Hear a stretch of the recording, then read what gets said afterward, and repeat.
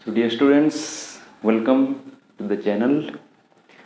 तो आज होगा वीडियो क्लास 11th वालों के लिए। क्लास 11th फिजिक्स में हम वर्क, एनर्जी, पावर ये वाला चैप्टर पढ़ रहे थे और हम लास्ट क्लास में काइनेटिक एनर्जी के बारे में पढ़े थे। एनर्जी के बारे में हम स्टार्ट किए थे और काइनेटिक एनर्जी जो कि एक टाइप होता है मैकेनिकल एनर्जी का, उसके बारे में हम डिस्कस किए थे। उसके बारे में एक फॉर्मूला हम निकाले थे, that is kinetic energy equal to half mv²। ठीक है, तो उसी काइनेटिक एनर्जी वर्क डन को रिलेट करते हुए आज का टॉपिक होगा। छोटा सा टॉपिक है, सिंपल सा कंसेप्ट है, पर इससे क्वेश्चंस बहुत सारे बनते हैं। इंपॉर्टेंट है, वर्क एनर्जी को रिलेट करने वाला ये एक टॉपिक है। Okay, and the name of this topic is work energy principal. Okay, कुछ बुक में लिखा रहता है वर्क एनर्जी थ्योरम भी लिखा रहता है, वही बात है। तो यहाँ पे हम देखेंगे कि वर्क डन और काइनेटिक एनर्जी, वर्क डन और काइनेटिक एनर्जी कैसे हम रिलेट कर पाते हैं। बहुत ही सिंपल सा स्टेटमेंट है। ओके, एक सेंटेंस में है, पढ़ते ही याद रह जाता है। इसको प्रूफ भी करेंगे, टू डिफरेंट वे में हम प्रूफ करेंगे। कांस्टेंट फोर्स के लिए, वेरिएबल फोर्स के लिए प्रूफ भी बहुत इजी है। ओके, एक आध क्वेश्चंस भी करेंगे, इजी क्वेश्चन करेंगे, ठीक है। पर इसको ठीक से समझ लेते हैं क्योंकि इस चैप्टर में ये बहुत इम्पोर्टेंट रोल प्ले करता है। ओके, तो स्टेटमेंट कुछ ऐसे है कि the work done by the net force on a body. यहाँ पे जो स्टेटमेंट लिखा है नोट कर सकते हैं। एक बॉडी है, एक बॉडी पे अगर फोर्स अप्लाई होता है, कुछ डिस्प्लेसमेंट होता है तो वर्क डन होता है। हम पढ़े थे, फर्स्ट क्लास से ही पढ़ रहे हैं। तो अगर हम बोलेंगे कि वर्क यहाँ पे कर कौन रहा है, work done by force, force की वजह से वर्क है। किस पे वर्क हो रहा है, ऑन द बॉडी। ठीक है, तो work done by the net force. चलो उस पर मोर देन वन फोर्स भी एक्ट हो रहा हो, अलग अलग टाइप्स के फोर्स एक्ट हो रहे हो, होते ही हैं। एक बॉडी है तो उस पर एक वेट काम कर रहा होगा, नॉर्मल रिएक्शन काम कर रहा होगा, कुछ फ्रिक्शन काम कर रहा होगा, कोई अप्लाइड फोर्स होगा, कोई दूसरा टाइप का फोर्स होगा। ठीक है, तो डिफरेंट डिफरेंट फोर्सेस एक बॉडी पे काम करते होंगे, तो उनके नेट फोर्स के वजह से जो वर्क डन होगा वो वर्क डन किसके साथ इक्वल होता है। तो ये थ्योरम कहता है कि ये चेंज इन काइनेटिक एनर्जी के साथ इक्वल होता है। चेंज इन काइनेटिक एनर्जी, कितना चेंज हुआ, दैट मीन्स उसके पास सपोज कोई भी एक टू काइनेटिक एनर्जी था पहले। ओके, एक फोर्स फिर से अप्लाई कर दिए तो हो सकता है कि उसका वेलोसिटी इंक्रीज हो गया हो या डिक्रीज हो गया हो।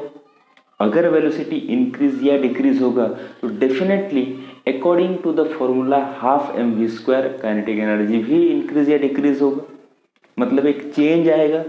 चेंज को हम कैसे निकालते हैं, चेंज को हम माइनस करके निकालते हैं। फाइनल काइनेटिक एनर्जी से इनिशियल काइनेटिक एनर्जी को माइनस कर दो, that will give the change in kinetic energy. और वो किसके साथ इक्वल होगा, तो वो होगा वर्क डन के साथ इक्वल। जो फोर्स हम अप्लाई किए हैं उस फोर्स के वजह से जो वर्क डन होगा उसके साथ इक्वल होगा। वैसे हम बात कर तो रहे हैं जब से एनर्जी पढ़े हैं कि वर्क एनर्जी हमेशा रिलेटेड रहते हैं। एक ही काइंड के फिजिकल क्वांटिटी है डायमेंशनली, वर्क ही किसी के एनर्जी की फॉर्म में कन्वर्ट हो सकता है। किसी की पे बॉडी पे अगर कोई एनर्जी पहले से है, हम जो बोलेंगे कुछ जो भी एनर्जी है वो है क्या, एक स्टोर ऑफ वर्क है, उसी की वजह से कुछ वर्क वो कर पाएगा। तो सेम काइंड की फिजिकल क्वांटिटीज हैं। ठीक है, तो वही बात है। यहाँ पे एक बॉडी पे हम वर्क किए तो वो उसको कुछ एक्स्ट्रा एनर्जी प्रोवाइड कर दिया। हम ये भी बात किए थे, हम ऑन ए बॉडी अगर वर्क करते हैं, work done on a body, तो उसको एनर्जी मिलता है। Okay, and energy and work done by the body, जो बॉडी वर्क करेगा वो अपना एनर्जी कंज्यूम करेगा, यूज करेगा। ये बात भी हम किए थे। ठीक है, तो इस स्टेटमेंट को हम प्रूव कर सकते हैं मैथमेटिकली कि work done on a body by the net force is equal to the change in kinetic energy of the body. Okay, तो प्रूव करेंगे दो डिफरेंट वे में हम इसको प्रूव करेंगे। पहले प्रूव करेंगे फॉर कांस्टेंट फोर्स के लिए, अगर फोर्स कांस्टेंट अमाउंट में अप्लाई हो तो उस कांस्टेंट फोर्स के लिए इस स्टेटमेंट को प्रूव करेंगे। ठीक है, चलो यहाँ पे क्या लेंगे, एक बॉडी है, उसका मास m है, ठीक है, वो मूव कर रहा है with A velocity u, suppose with velocity u वो मूव कर रहा है इस डायरेक्शन में, सपोज उस पर एक फोर्स अप्लाई हुआ F अमाउंट में, कांस्टेंट फोर्स। तो अच्छा वो तो मूव कर रहा है, फोर्स F अप्लाई होने के बाद सपोज यहाँ तक आया, ओके, और फोर्स की वजह से उस पर जो वेलोसिटी में चेंज आएगा, ये तो होता है ना, लॉज ऑफ मोशन यही कहता है कि मोमेंटम में चेंज आएगा, वेलोसिटी में चेंज आएगा, फोर्स अप्लाई करेंगे तो एक्सेलरेट होगा। ठीक है, तो एक वेलोसिटी उसको मिलेगा, सपोज आफ्टर टाइम t यहाँ तक गया with covering some displacement s। ठीक है, इतना डिस्प्लेसमेंट कवर करके, ओके, इस प्रोसेस में उसको एक एक्सेलरेशन मिला a, सपोज। सब सिंपल डाटा है जो हम लेते आ रहे हैं आज तक। ओके, तो ये जो प्रोसेस हुआ, तो यहाँ पे देखें तो यहाँ पे बॉडी का काइनेटिक एनर्जी क्या था, के आई लिखते हैं, initial kinetic energy ½ m² okay. अब ये क्या होगा, final kinetic energy KF = ½ mv²। ये ठीक है, मालूम है हमें, initial kinetic energy, final kinetic energy. अच्छा, अब देखते हैं बॉडी पे यहाँ से यहाँ तक वर्क डन कितना हुआ होगा। Work done, see this is Fs, obviously पता चल रहा है, फोर्स के डायरेक्शन में ही डिस्प्लेसमेंट है, तो वर्क डन Fs। तो चलो इसकी जगह पे लिख सकते हैं MAS, क्लियर है ये बात। तो that will be equal to m × AS के जगह पे क्या लिख सकते हैं, देखो ये वाला हम लास्ट क्लास में यूज भी किए थे, v² - u² = 2a v² - u² divided by 2 करेंगे तो ये a × s होता है, पता है हमें ये। ओके, इस फॉर्मूला को यहाँ पे यूज कर दो तो ये बन गया v² - u² / 2, क्लियर है। So w equal to see this ½ mv² - ½ mu²। Okay, so w equal to ½ mv², मतलब final kinetic energy minus initial kinetic energy. बहुत ही सिंपल सा ही प्रूफ है, 1-2 स्टेप में ही प्रूफ होता है। जब हम काइनेटिक एनर्जी के लिए डेराइव भी किए थे, क्या चेंज किया था यहाँ से कि यहाँ पे 0 लिए थे u को, उतना ही तो था ना, बाकी पूरा का पूरा प्रोसेस किए थे, बस इनिशियल वेलोसिटी 0 था तो यहाँ पे ½ mv² मिल रहा था w इक्वल टू, यहाँ पे इनिशियल वेलोसिटी कुछ लेंगे उसका तो ये मिलेगा, तो स्टेटमेंट तो ये प्रूफ हो गया, work done equal to change in kinetic energy. ठीक है, कांस्टेंट फोर्स के लिए। वेरिएबल के लिए लेके देखते हैं, बहुत ही इजी। वेरिएबल के लिए भी बस हमें वेरिएबल में फॉर्मूला अलग यूज़ करना रहता है, वहाँ पे डेरिवेटिव इंटीग्रेशन उस फॉर्म में लिखना रहता है।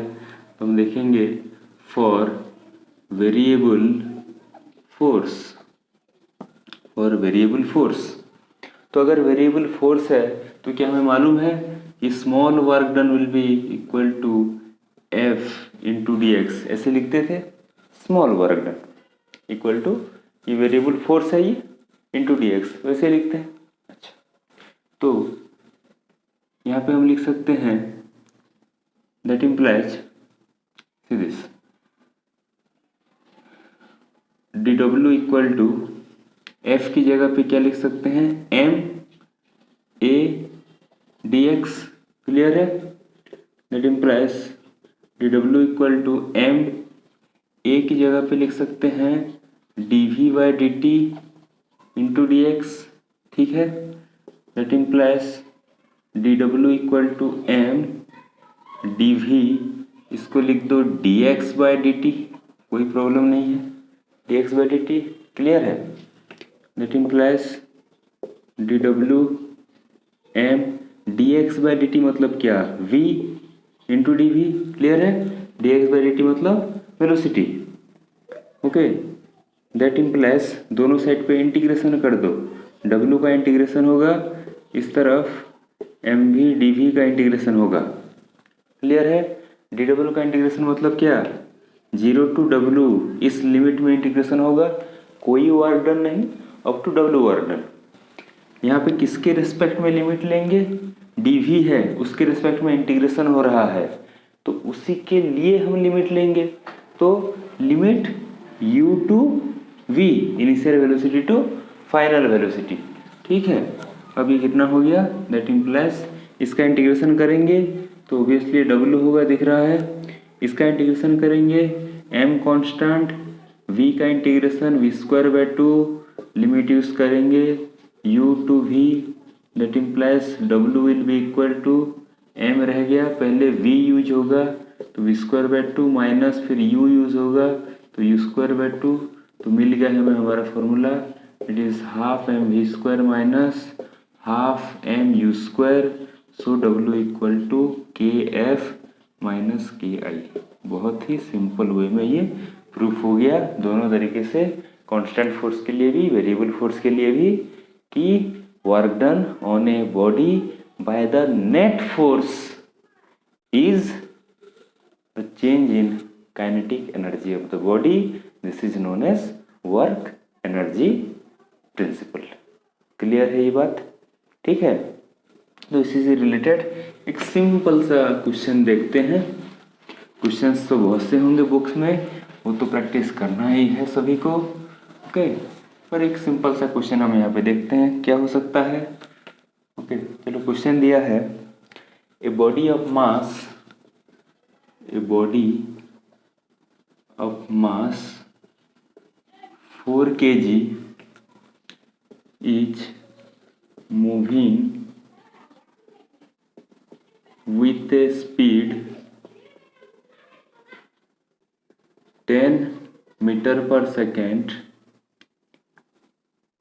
A force of इसको नोट करेंगे 20 Newton is applied on it for 3 seconds so that its speed becomes 20 meter per second. Find work done by the force. Find work done by the force. बहुत ही easy question है। देखेंगे, एक body है, मास उसका 4 kg, मास उसका 4 kg, ठीक है, वो चल रहा है कितने स्पीड से, 10 मीटर पर सेकेंड स्पीड से। एक फोर्स कितने अमाउंट का, 20 न्यूटन अमाउंट का अप्लाई हुआ उस पर, कितने टाइम के लिए, 3 सेकेंड के लिए अप्लाई हुआ। क्लियर है? तो जब अप्लाई हुआ तो क्या हो गया, इट्स स्पीड बिकम 20 मीटर पर सेकेंड। ठीक है, 20 मीटर पर सेकेंड इतना हो गया उसका स्पीड। तो यहाँ पे वर्क डन निकालना है। तो डाटा कितना सारा दिया है, 1 2 3 4 5 डिफरेंट थिंग्स, ये सब दिया है। ओके, और यहाँ पे वर्क डन निकालना है। ये जो दिया है, कितना फोर्स अप्लाई हुआ, कितने टाइम के लिए अप्लाई हुआ, कोई काम का है ही नहीं यहाँ पे, मतलब यूज नहीं करने से भी चलेगा। यहाँ पे वर्क डन निकालना है, बॉडी का मास है, 2 अलग अलग स्पीड है, तो वर्क एनर्जी प्रिंसिपल यूज कर दो, हो गया काम। अब ये फोर्स, टाइम कितना, ये डिस्प्लेसमेंट कुछ नहीं चाहिए हमें। ओके, हमारे पास डायरेक्ट फॉर्मूला है कि वर्क डन जो होता है वो चेंज इन काइनेटिक एनर्जी होता है, अभी हम पढ़े हैं। तो it is half M V square minus half M U square. तो हाफ एम की जगह पे 4 kg है, v की जगह पे 20 का स्क्वायर माइनस हाफ 4 10 का square. So this is equal to how much, ये तो 2 कट गया, 20 का स्क्वायर इंटू 2, ओके, ये हो गया 800 माइनस 10 का स्क्वायर इंटू 2, ये हो गया 200, सो इट इज 600 जूल। हो गया answer. This is the work done. Change in kinetic energy निकाल दो, हो गया। तो ये सब हमें नहीं चाहिए, फोर्स कितना है, टाइम कितना है, छोड़ो उसको। Okay, so this is the work energy principal. इससे रिलेटेड और भी क्वेश्चंस बन सकते हैं, वो हम प्रैक्टिस करेंगे, इसका डेरिवेशन भी देखेंगे। ओके, तो काइनेटिक एनर्जी के बारे में यहाँ पे हम कंप्लीट किए जितना पढ़ना था। नेक्स्ट क्लास में दूसरा टाइप का मैकेनिकल एनर्जी पढ़ेंगे, विच इज पोटेंशियल एनर्जी। ठीक है, थैंक यू।